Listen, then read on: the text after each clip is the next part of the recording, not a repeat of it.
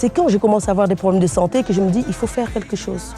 Ma marche quotidienne, donc c'est un peu ça ma routine tout le temps. Pour briser sa morphologie, devenue un poids pour sa vie, il lui a fallu du courage. Elle l'a fait. Sa méthode, elle l'explique dans ce livre, pour la postérité. C'est un livre qui retrace un tout petit peu mon combat contre l'obésité.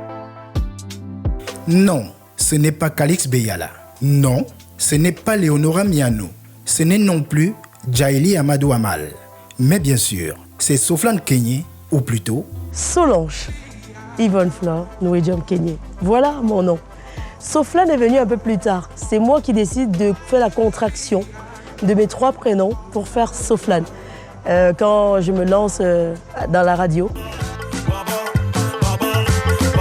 Celle qui valait 130 kg sur le compteur d'une balance est une grande femme du petit écran qui a toujours pesé dans notre estime.